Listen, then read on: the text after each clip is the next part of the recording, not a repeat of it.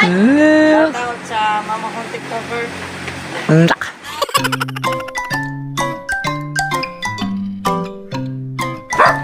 So mga kadaryo, familiar sa inyo pa rin itong lugar na to, no? Kasi madalas kami magpunta rito. Ayan. Siyempre sa dati uli kami. Ayan yung sasakyan ko. Mali ba? Parang si Kalentong to ha. Napunta rito. Kalentong, dito ka rin pala. Kailan ka pa rito? Kanina lang.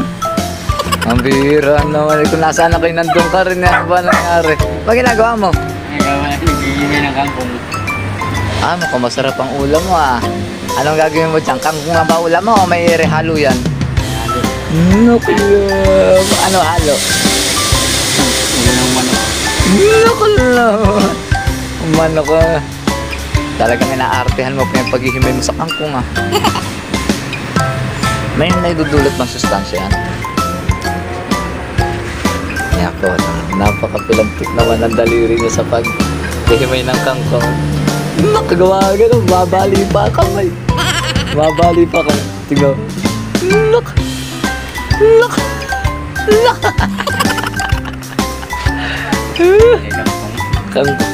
Maliligo ka ba?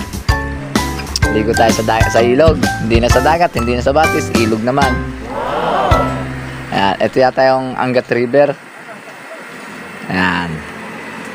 Okay. Oh, siyempre dating gabi yung aming mga chikidog.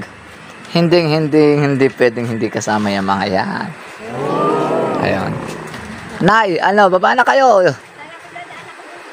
Oo, si Junjun. Shout out. Shoutout